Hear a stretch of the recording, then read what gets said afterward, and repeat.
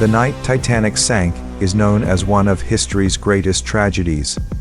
But behind the cold water, the screams, and the endless darkness, there are truths the world still doesn't fully understand. Truths that feel almost impossible, almost unbelievable. This story reveals what really happened, not the textbook version, but the one hidden in the cracks of history, the one whispered by survivors, the one that still keeps experts awake. From the very beginning, Titanic carried a strange weight, as if destiny had already written something dark for her. People admired her shining decks, her towering structure, her royal appearance, but nobody noticed the hairline cracks in her story. Workers whispered about rushed deadlines, missing bolts, and iron that bent too easily. Yet their voices were buried under the excitement of launching the greatest ship ever built. She stood like a giant, but giants fall the hardest. Even on the day she touched the sea, a quiet nervousness filled the air. Not everyone was celebrating. Some workers refused to board her for the test voyage. They felt something wrong, not physically, but spiritually. They felt her size was unnatural, her confidence too forced. It was as if a human heart was missing inside this metal mountain, replaced with pride and hurry. People loved to call her unsinkable, a word that felt more like a challenge than praise. The shipbuilders didn't choose that word. It came from the world, from people hungry for miracles. But every time someone called Titanic invincible, it created a shadow behind the ship, a shadow that silently grew larger day by day. Nothing on Earth is beyond fate, yet Titanic was treated as if fate had no power over her. As the ship neared completion, small accidents kept happening inside the construction yard. Tools fell suddenly, platforms collapsed, a few workers were injured. One man warned that the steel plates sounded hollow, but his words faded in the noise of celebration. No one wanted to slow down the project. No one wanted to admit that the ship needed more time to be safe.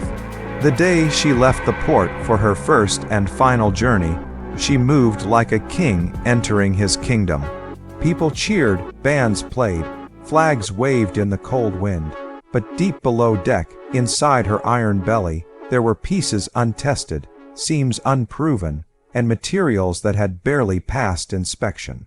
Titanic wasn't a flawless marvel, she was a hurried dream wrapped in steel.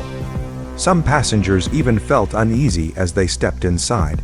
The walls smelled freshly painted, almost too fresh. Carpet still felt damp. Workers had stayed up entire nights completing the finishing touches.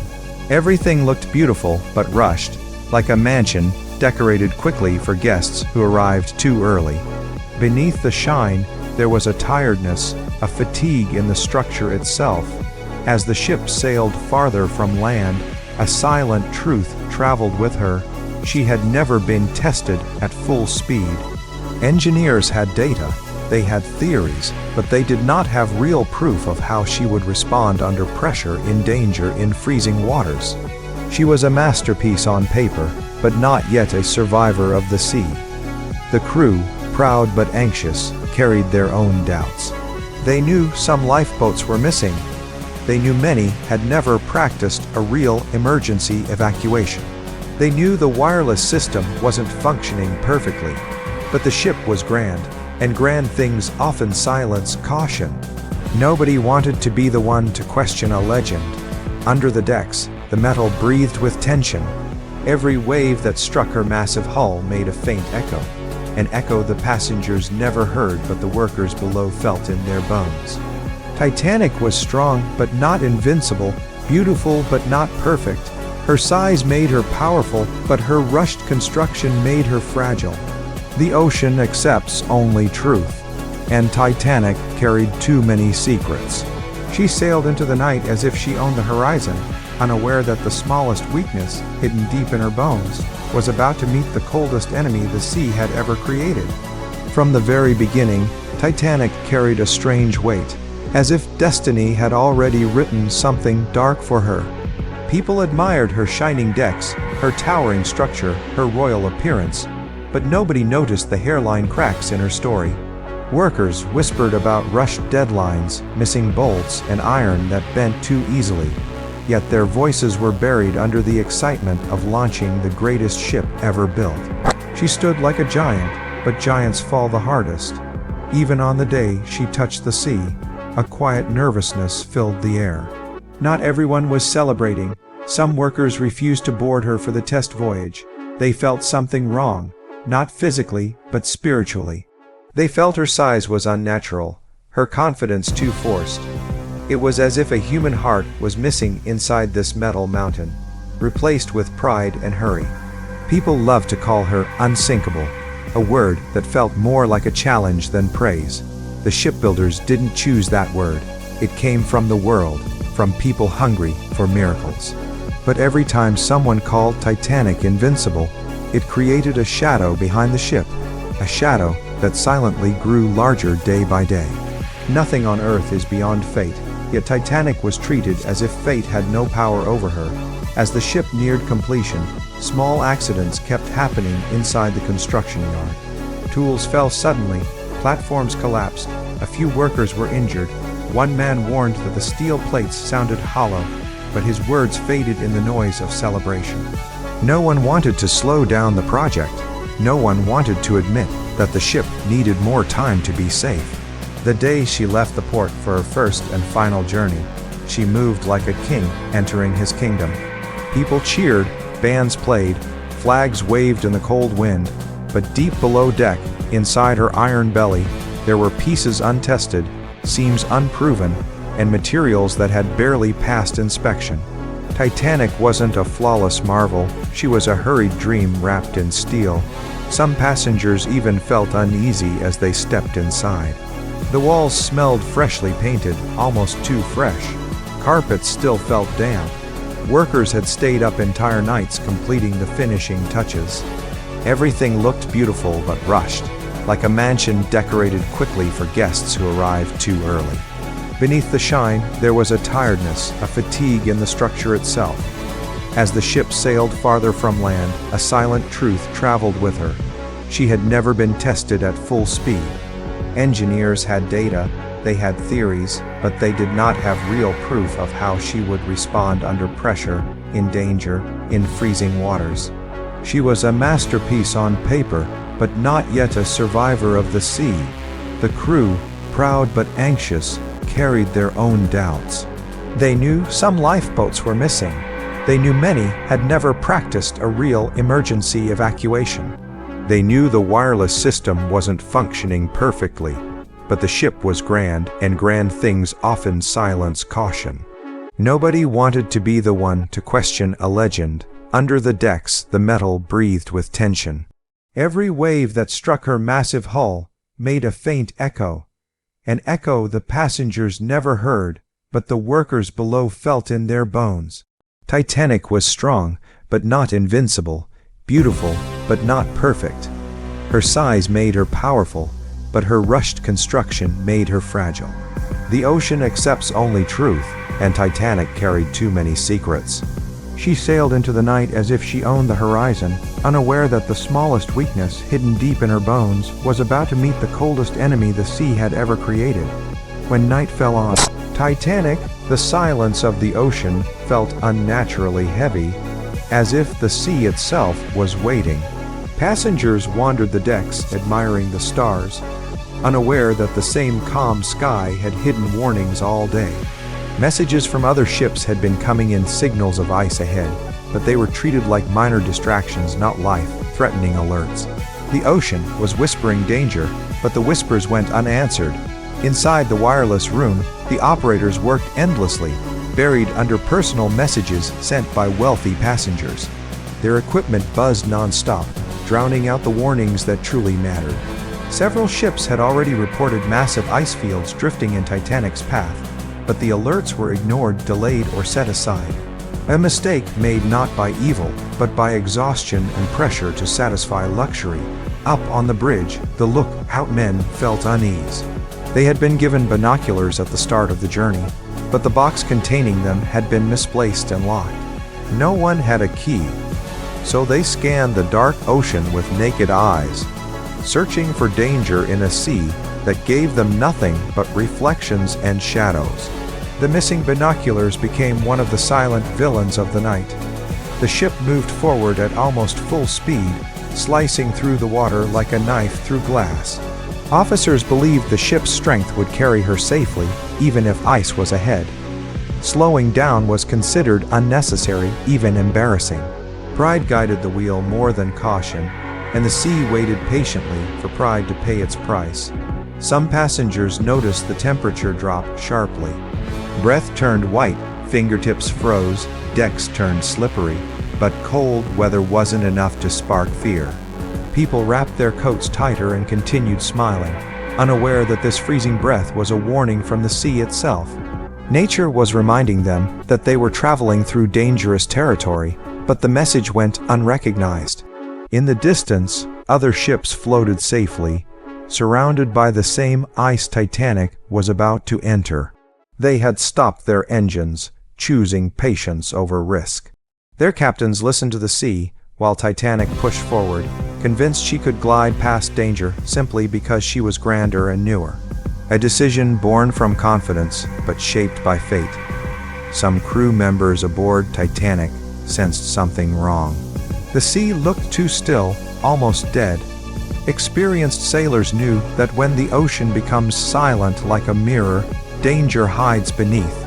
But these instincts were overshadowed by orders to maintain speed. Warnings existed, but action never followed. Fear stayed trapped in the hearts of those who felt it. Even the stars above the ship shone strangely bright, reflecting on the water like broken glass. This created an illusion, one that erased the white outline of icebergs. The very beauty of the night blinded the ship to its own enemy. Nature had disguised the danger perfectly, turning the sea into a trap without walls. As Titanic moved deeper into the cold zone, the officers spoke calmly, unaware that the next few minutes would change history forever. Their belief in the ship's strength acted like a shield, blinding them to reality. Confidence is powerful, but sometimes it becomes the greatest weakness when danger is silent and close. Every second the ship moved forward, the distance between safety and disaster shrank.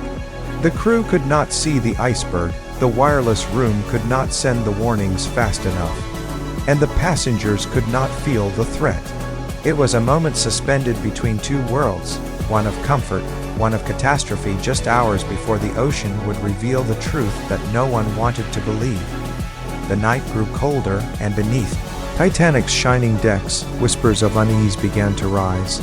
Some passengers felt a strange tremor earlier in the day, a vibration too subtle to be called danger, yet too clear to be ignored. It was as if the ocean itself was trying to send a warning, a silent message lost beneath the sound of music, laughter, and the pride of being aboard the world's unsinkable ship. The ship looked perfect, but perfection was only a mask stretched over hidden cracks. Deep inside the engine room, a few workers noticed a disturbing sound, metal pressing against metal. A faint groan that didn't belong to a vessel built with such confidence.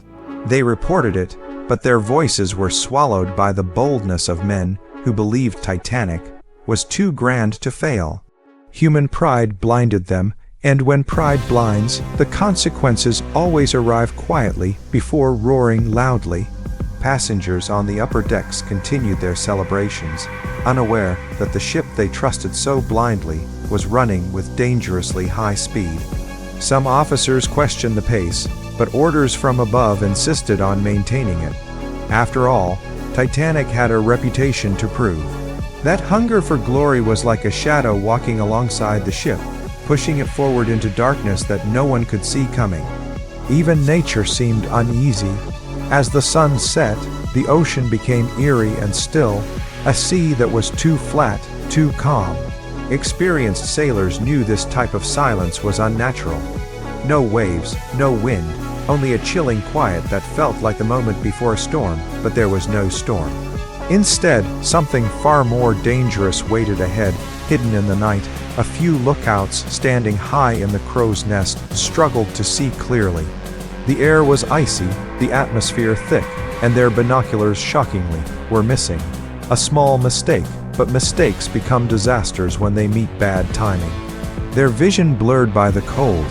They scanned the black horizon, unaware they were staring at death long before they realized it. As the ship sailed deeper into the coldest waters, the temperature dropped sharply, biting against the faces of the men on duty. They could feel something was wrong, but they couldn't name it. They sensed danger in the atmosphere, something that made their hearts beat faster for reasons they didn't understand. Sometimes, intuition screams before the world does. Inside the cabins, some passengers could feel subtle shivers running through the floor, like the heartbeat of a giant creature growing restless. A few paused, wondering what it meant, but brushed it off. Humans often ignore the first signs of fate because they believe nothing bad can happen, especially on a ship celebrated as the safest ever built. That belief would become their greatest enemy. Far below deck, animals in the cargo area became restless. They paced, whined, and scratched as if they sensed something humans could not. Nature often feels danger before it arrives, but their warnings were muffled by steel walls and human arrogance. The world above them continued celebrating, unaware of the fear already spreading in the unseen corners of the ship. The navigation crew received iceberg warnings from other ships, but many of them were missed, delayed, or simply underestimated. Not because the crew didn't care, but because belief in Titanic's strength overshadowed caution. When you believe something cannot break, you stop checking the cracks forming beneath your feet. The ship continued forward through the blackness, unaware that it was heading straight into a region filled with silent giants, icebergs drifting like frozen shadows. Each one carried the quiet power to destroy, yet no one on board imagined that a single collision could shatter their world. The warning signs were everywhere, but the truth remained hidden in the darkness, waiting for its moment to strike. The impact, when it finally came, felt almost unreal. It was not the violent explosion passengers imagined danger would sound like. Instead, it was a slow, deep scrape, like a giant claw dragging itself across the ship's metal skin. Most people barely noticed it, but those close to the hull felt the floor tremble beneath their feet. It was the kind of sound that makes your heart stop for a moment before your mind understands what's happening. On the bow, the lookouts froze in shock. Out of the darkness, a massive white wall had appeared without warning. The iceberg was silent, motionless, and deadly, like a mountain drifting in the sea. It brushed along Titanic's side with a force that tore open steel plates, as if they were nothing but paper. The men shouted warnings, but by the time their voices echoed through the night, it was already too late. In the lower compartments, the noise was far more terrifying. Workers saw freezing water burst through the gaps, flooding the rooms within seconds. Their shouts were drowned by the roar of water rushing in with unstoppable force. Some tried to shut doors, others tried to warn officers, but the sea was faster than all of them. It came like an enemy that had been waiting for this moment. Above deck, passengers felt the ship shake but didn't understand the danger. Some laughed nervously, thinking it was just an unusual turn. Others stepped outside to look around, confused by the sudden stop in the engines. No one imagined the ship was bleeding beneath them, cold water filling its body like poison. The night was too calm to believe disaster had just taken hold. A few officers knew immediately that something was wrong. They rushed down to inspect the damage, and what they saw drained the color from their faces. Compartment after compartment was filling rapidly, water rising with a speed that felt unnatural. They realized with horror that Titanic had suffered a wound it could not survive. The words "unsinkable" suddenly felt like a cruel joke. Back on deck, confusion grew. People asked questions, but the crew struggled to answer. Fear began to spread quietly, moving from one face to another like a shadow. The cold wind felt sharper now, and for the first time, passengers felt truly small compared to the massive ocean surrounding them. Beneath their feet, the ship gave a slow, unsettling groan, as if it knew its fate. Some passengers noticed the ship's slight but definite tilt. It was gentle at first, barely noticeable, but once seen, it couldn't be ignored. People exchanged worried looks. They felt the ship dipping forward ever so slightly, like a giant bowing to something without choice. That small angle held a terrible message. Water was winning. Inside the luxurious halls, chandeliers trembled softly, and small items rolled across tables. The illusion of safety began to crack. A few passengers whispered prayers under their breath, not because they understood the full danger, but because something deep inside them sensed the truth. Even those who didn't believe in fear could feel it now, settling into their bones. Officers began ushering people toward lifeboats, but most didn't take it seriously. How could they? This was the Titanic, the world's greatest ship. The idea that it could sink felt impossible. Some passengers resisted, insisting on returning to their warm rooms. Their confidence would soon turn into terror, but at that moment, denial was stronger than reality. Meanwhile, the ocean kept rising inside the ship, cold and merciless. Every second brought more water, more weight, more pressure. The Titanic was no longer fighting to stay afloat. It was slowly giving in. And while the passengers above debated whether there was any real danger, the ship's fate had already been sealed in the icy blackness beneath them. Panic began slowly, almost quietly, like a whisper, passing through the crowd. People who had laughed moments earlier now felt their stomach twist as crew members started shouting orders with urgency. The calm, elegant atmosphere of the Titanic shifted into something colder, sharper. Fear slipped into every corner of the deck. Faces that were once relaxed now tightened with confusion as families clutched each other, unsure of what was happening. Mothers held their children close, sensing something terrible even before it was announced. Their eyes searched the faces of the officers, looking for a reassurance that never came. The crew tried their best to stay calm, but the truth was written in their trembling hands.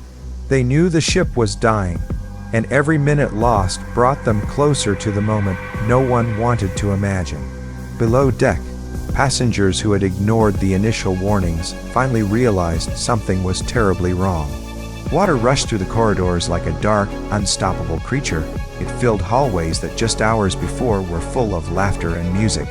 Now, those same halls echoed with frantic footsteps and desperate cries as people struggled to find their way to safety. On the main deck, officers began separating men from women and children. The words "women and children first" echoed through the air, creating a sense of finality that broke many hearts. Men tried to stay strong, forcing small smiles as they reassured their families. But behind their eyes was a fear they could not hide. They knew the truth that many of them might never see their loved ones again. The lifeboats, which once seemed unnecessary decorations, suddenly became symbols of salvation. But there weren't enough for everyone. People stared at the boats with a sinking realization. Choices would have to be made, and some lives would depend on nothing more than timing and luck. Arguments broke out, pleas rose into the cold air. Every second felt heavier than the last. As the ship tilted further, the sense of urgency exploded. Crew members shouted louder, their voices cracking from exhaustion. Passengers stumbled as the deck slanted beneath them, grabbing railings and each other for balance. A few who had refused to leave earlier now begged for a place in a lifeboat, their earlier pride replaced by desperation. The night had turned into a battlefield of emotions: fear, guilt, anger, and heartbreak. Some men stepped back voluntarily, refusing to take the spot of a woman or child. Their courage was silent but powerful. They stood in the shadows, watching their families load into lifeboats, memorizing their faces one last time. Tears mixed with frost on their cheeks as they whispered prayers into the icy wind. In that moment, the true weight of the tragedy settled on their shoulders. Crew members struggled to keep order as panic grew. The sound of crying, shouting, and splashing water created a haunting soundtrack to the unfolding disaster. The ocean's cold breath swept across the deck, chilling everyone to the bone. It felt like the night itself was watching, waiting for the moment the great ship would surrender completely. Inside the lifeboats, every face showed a mix of fear and disbelief. People looked back at the Titanic towering above them, its massive structure glowing under the moonlight like a wounded giant. The tilt was now undeniable. The ship that once symbolized human achievement now looked fragile, broken, and sinking inch by inch into the dark abyss. For those still on board, the minutes stretched like hours. The deck creaked, the railings shuddered. The ocean rose relentlessly.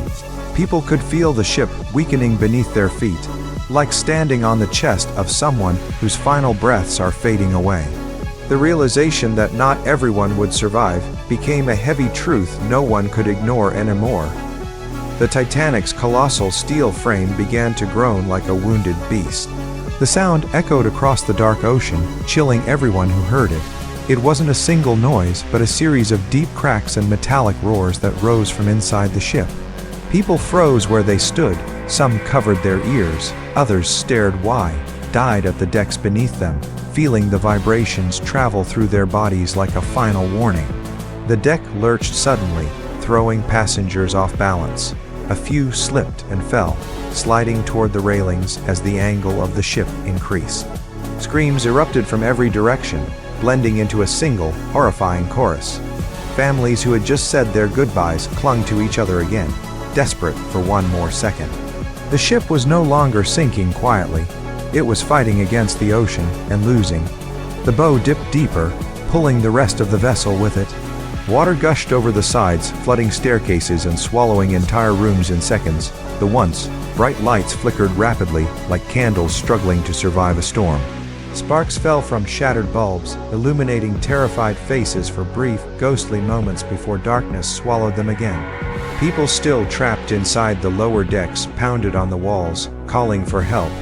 Their voices were muffled, distant, heartbreaking. Some tried to force doors open against the weight of the water. Others searched for windows or cracks, anything that could lead them to air. The cold ocean crept up their legs, then their chests, stealing breath and burning their skin with its icy grip.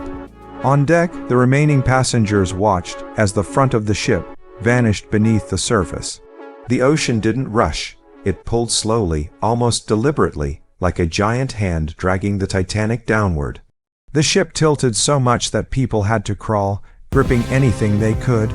A few lost their grip and slid toward the bow, disappearing into the black water with cries that were swallowed instantly. The funnels groaned under pressure, bending as the ship's angle worsened. One of them collapsed with a deafening crash, sending a shockwave through the crowd. People sprinted in every direction, some jumping into the freezing ocean out of pure terror.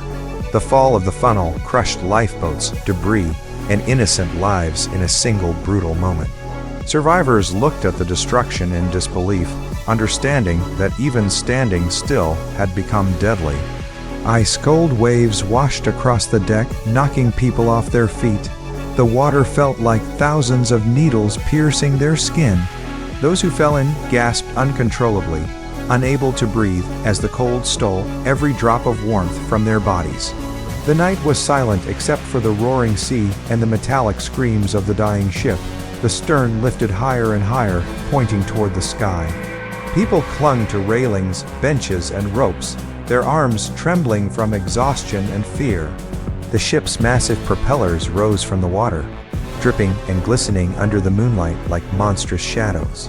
The sight was unreal, haunting something no one on the lifeboats would ever forget. Families prayed together, whispering words of hope even though their eyes were filled with terror. Strangers held hands as the deck beneath them buckled.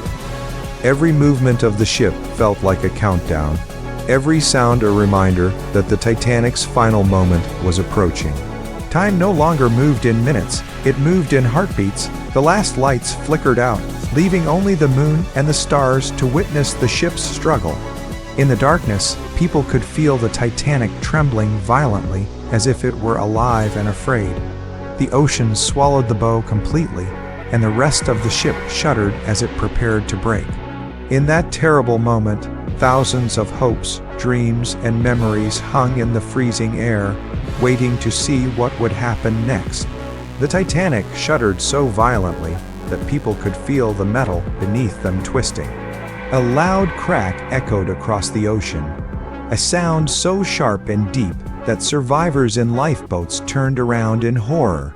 It didn't sound like a ship splitting, it sounded like the earth itself breaking open. For those still on board, the deck shook with such force that they lost their balance and clung to whatever their hands could reach. The ship's spine, the mighty steel structure designed to hold everything together, was finally giving up. The weight of the flooded bow dragged downward, while the stern fought to stay above water. This created pressure so immense that the middle of the Titanic bent like a piece of wood being snapped. The groaning metal grew louder, overlapping with the cries of people who understood what was coming next. In a terrifying instant, the enormous vessel broke apart. The sound was indescribable, half explosion, half roar, followed by a thunderous rush of water.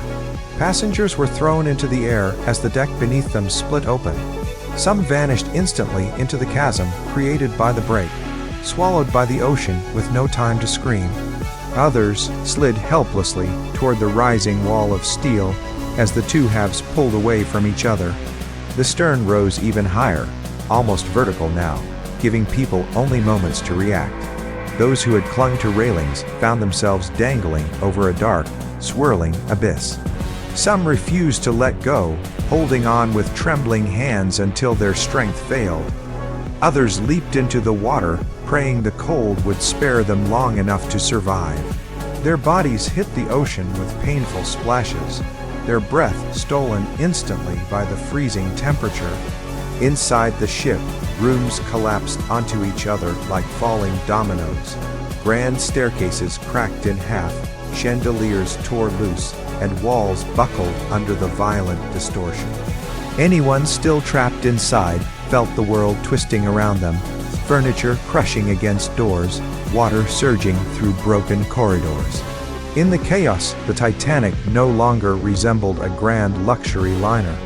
It was a sinking steel labyrinth filled with panic and destruction. The stern section, now fully separated, paused for a moment on the surface.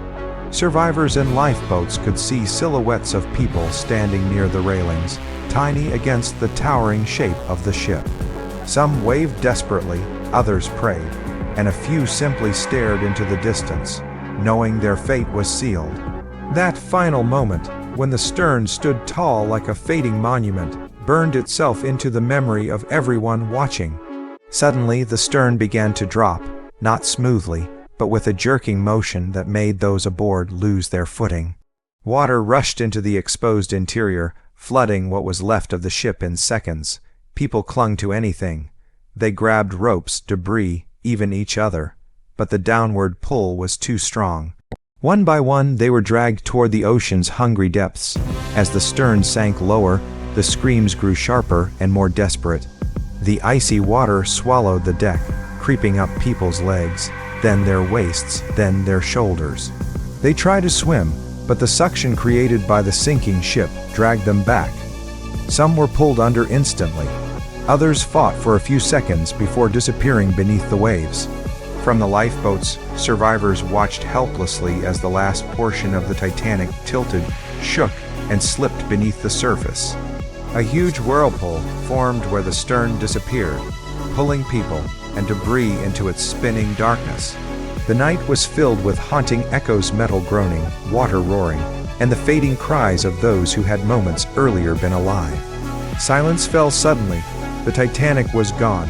Only floating wreckage and the distant sobs of survivors remained. The ocean, calm and black once again, gave no sign that a ship of dreams had just been torn apart. Those left alive felt a hollow ache in their chests as they drifted in the lifeboats, realizing that the nightmare had finally reached its end, but the darkness around them was far from over. The ocean, after the Titanic sank, was not silent.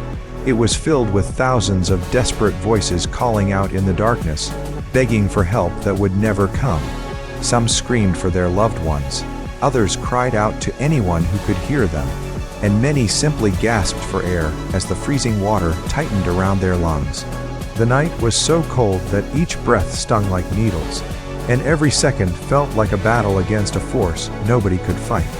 People thrashed in the water, clinging to pieces of wreckage that were too small to support them. Some tried to grab onto overturned lifeboats, but their numb fingers slipped, and the icy waves pulled them back down. Those who had once walked confidently through the ship's grand halls were now struggling just to keep their heads above the surface. Their elegant suits, gowns, and coats dragged them deeper, becoming heavy traps instead of protection. The freezing temperature was the real enemy. The water, barely above freezing, drained the warmth from their bodies instantly. Muscles stiffened, making it impossible to swim. Fingers curled involuntarily, legs stopped responding, and breaths became short, shallow gasps. People began to hallucinate in the cold, seeing lights that weren't there, imagining land just beyond the darkness, reaching for things that did not exist. A few survivors managed to cling to small pieces of debris, doors, planks, or floating furniture, but even they struggled. Their wet clothes clung to their skin like icy chains. They huddled together to share what little warmth they had, whispering prayers or desperate pleas. Some tried to keep others awake, shaking them gently when their eyes began to close, knowing that sleep in water like this meant death. In the lifeboats nearby, people listened in horror to the cries coming from the black water. Some begged the crew to turn back, convinced they could save at least a few lives. Others feared the suction of the sinking ship, or worried the boats would be overwhelmed if they returned. Arguments broke out in the darkness, whispers, then shouts, then painful silence as each minute passed, and the voices in the water grew weaker. A few boats did try to return, but by the time they mustered the courage, the ocean had already claimed most of the struggling survivors. The cold works quickly, faster than fear or heroism can act. When the rescuers finally reached the area, they were met with a haunting sight. Bodies floating silently in life jackets, their faces frozen into expressions of fear, shock, or stillness. The people who had once filled the ship with laughter and excitement were now scattered across the Atlantic like broken fragments of a dream. One or two survivors were pulled from the water alive, but they barely resembled the people they had been minutes earlier. Their skin was pale, their lips blue, their eyes unfocused. They whispered things that didn't make sense. Names, pleas, memories, words that seemed to spill out before their minds fully shut down. The rescuers wrapped them in blankets, but the cold had burrowed too deep.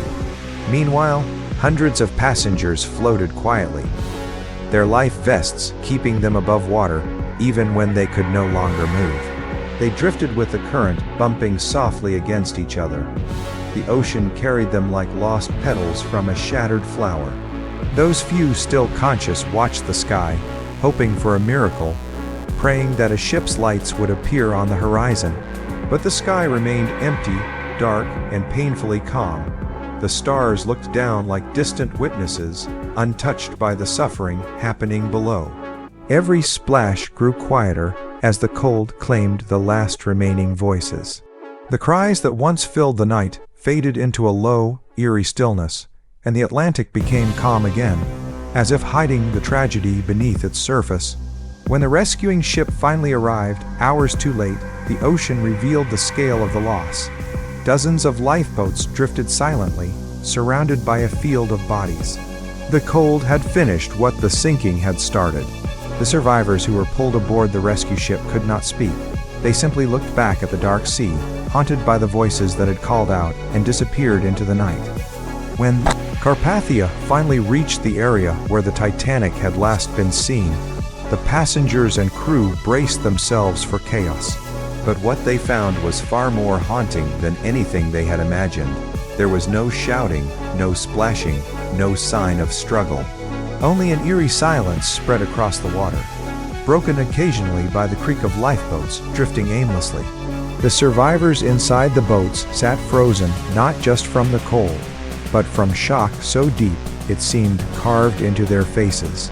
As the rescue ship drew closer, the crew saw lifeboats filled with people who stared blankly at the horizon, their expressions hollow. Some held hands with strangers, some clutched small children wrapped in blankets, others sat completely still, as if unable to believe they were still alive. Tears froze on their cheeks. Every survivor looked like they had aged years in just a few hours, their eyes heavy with the weight of what they had witnessed. The rescuers searched the dark water for any movement, but the surface was too calm. Eventually, they began pulling people aboard, one after another, each trembling, each whispering stories that made the rescuers' hands shake. The survivors spoke of a ship that seemed invincible moments before it shattered, of metal twisting like paper, of families torn apart in the cold darkness. Their voices cracked as they tried to describe the screams that had filled the air, and how those screams had slowly faded until nothing remained. Some survivors carried guilt heavier than the freezing water that had nearly drowned them. They talked about leaving loved ones behind, about being forced into lifeboats while others begged for spots, about watching the Titanic break apart with their own eyes. Many of them kept repeating the same sentence, "It doesn't feel real." But the ocean around them made it very real. Debris floated everywhere. Chairs, clothing, suitcases, shattered wood, silent reminders of the luxury that had turned into a nightmare. One woman held a piece of torn fabric in her hand, unable to let it go because it belonged to someone she had watched disappear beneath the waves. A man whispered prayers constantly under his breath, shaking so violently that crew members struggled to wrap a blanket around him. Others simply stared at the water, their minds trapped somewhere between the past hour and a distant world where they still believed in safety. The crew of the Carpathia worked tirelessly, pulling survivors aboard one by one. But with each person saved, they saw dozens of lifeless bodies floating nearby. Some still wore life jackets, others drifted face down, gently swaying with the current as if sleeping. It became clear to everyone that the cold had been the true killer. People had lasted minutes, not hours.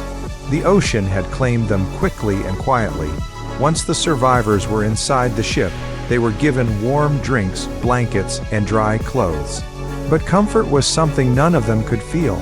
The Carpathia's halls echoed with quiet sobbing, whispered prayers, and the heavy footsteps of nurses moving between those too weak to stand. Children asked where their parents were. Parents searched the lists for children who had been found. Many names never appeared on either list.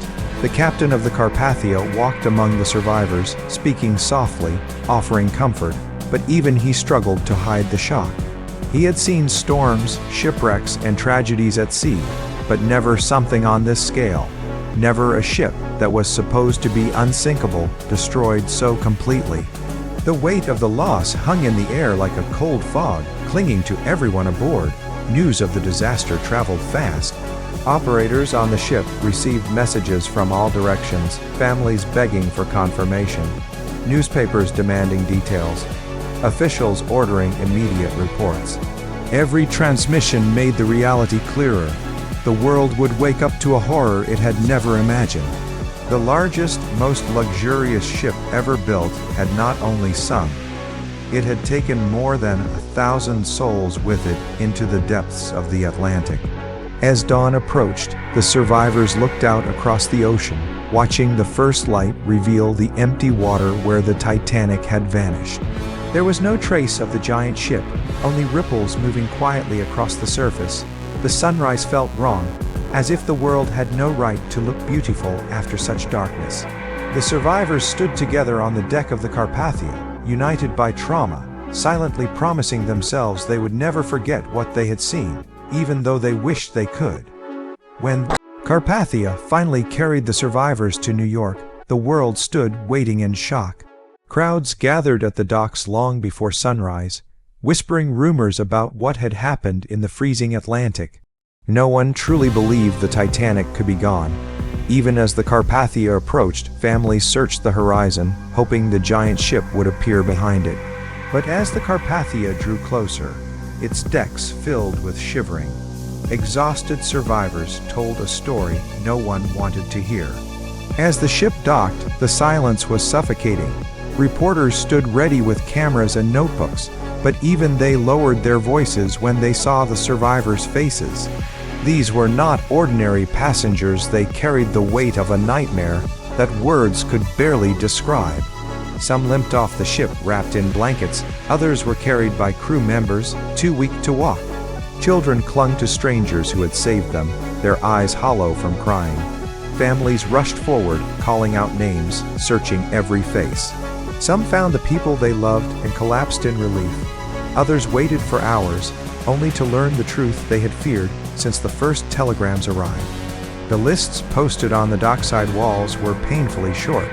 Many names were missing not because they had been overlooked, but because those people were no longer alive. The ocean had taken them long before help arrived. Inside the temporary shelters set up near the harbor, survivors tried to explain what had happened, but their voices cracked each time they reached the moment the ship broke apart. Some couldn't speak at all, they simply stared ahead, trembling every time they remembered the screams dissolving into silence.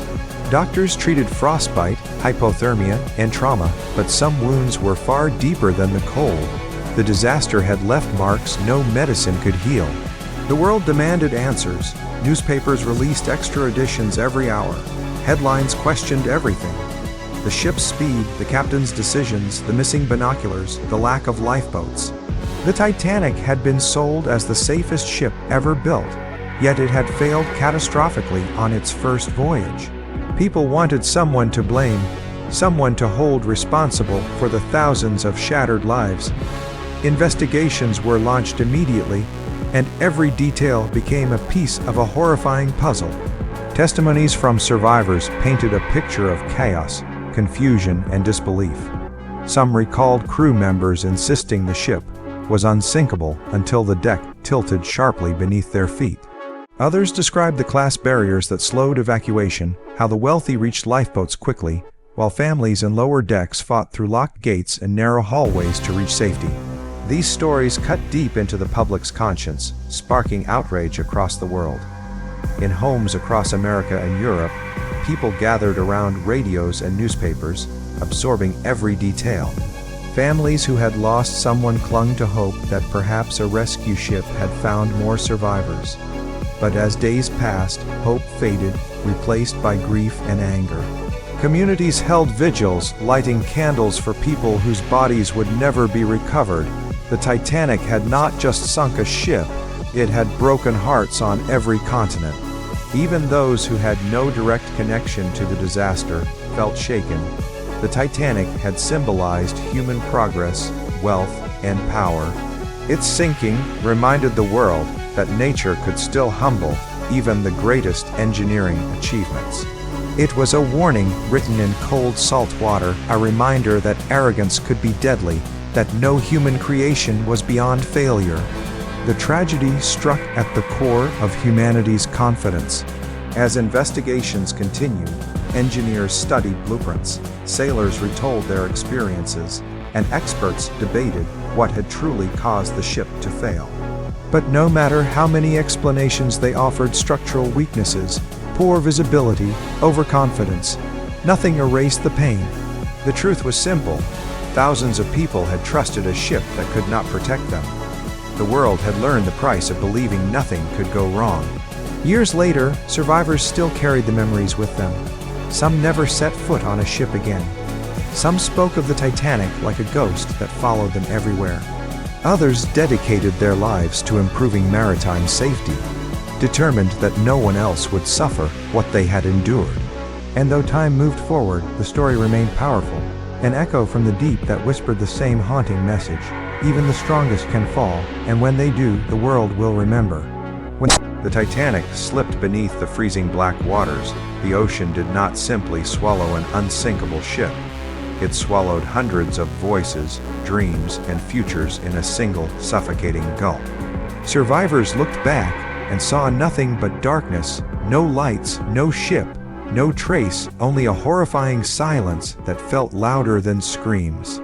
The fear that lived in that moment became a shadow that would follow them for the rest of their lives, shaping their nights into endless battles with memories they wished to forget. People in lifeboats could hear the cries for help echoing across the still water, haunting and sharp, like the final pleas of humanity being torn apart. Each voice sounded like someone fighting for their last breath, someone praying that a miracle would pull them from the icy grip of the Atlantic. Many survivors later said those cries were the one thing they could never escape, even in dreams. Years passed, but the screams never grew faint, they only grew heavier.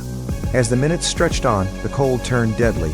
Survivors watched as the sounds faded one by one, not because rescue came, but because life slipped away from those still in the water. It was a brutal reminder of how quickly hope can vanish when nature decides to show its true strength. That moment became the emotional scar that defined the night of April 15, 1912, a night when time itself seemed frozen alongside the victims. In the lifeboats, people sat in stunned silence, unable to process what had just happened. Many clutched each other because they needed to feel something warm, something alive, something that fought the cold terror sinking into their bones.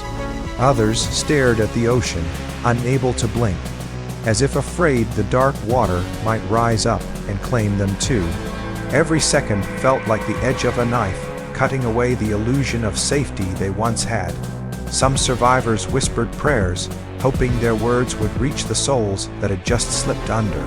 Others looked to the sky, wondering how so much tragedy could happen under such peaceful, star-filled heavens. The contrast between the beauty above and the horror below made them feel trapped in a nightmare stitched together by fate and human error. It was a moment where life felt fragile, floating on nothing but hope. Hours passed before rescue lights appeared, but for many it felt like days. Hope and dread battled inside every survivor as they waited for help. The fear of the unknown future, the guilt of surviving when so many didn't, and the emotional shock of witnessing such a catastrophe. All of it mixed into an unbearable weight on their hearts. Some said they felt older, as if their souls had aged decades in just one night. When the Carpathia finally arrived, survivors felt torn between relief and sorrow. Boarding the rescue ship didn't erase the nightmare behind them. It only marked the beginning of a new life shadowed by trauma. Many wouldn't speak about what happened for years, unable to relive the images burned into their memories. They carried the Titanic with them everywhere, not physically, but in the form of pain that refused to leave. Even as they wrapped themselves in blankets and sipped warm drinks, the freezing grip of the Atlantic still held their minds hostage. They could still feel the cold creeping into their bones, still hear the last cries being swallowed by the night. Survivors described the sensation as being alive in body but frozen in spirit, forever tied to the moment the Titanic disappeared. As the Carpathia sailed away, survivors looked back one last time at the vast stretch of ocean that had changed their lives forever. There was nothing to see, no wreckage, no debris, no sign of the world-shaking disaster that had unfolded hours earlier. Just endless, empty waves. That emptiness was perhaps the most terrifying part, a reminder that the greatest tragedies often leave the least visible traces. Long after reaching land, survivors found themselves haunted by the same question. Why were they saved when so many others weren't? The guilt of survival gnawed at them, shaping their emotions and altering the course of their lives. Every anniversary, every headline, every memory brought them back to that cold, silent ocean. The Titanic never truly sank for them. It lived in their minds, whispering reminders of the night that changed history forever.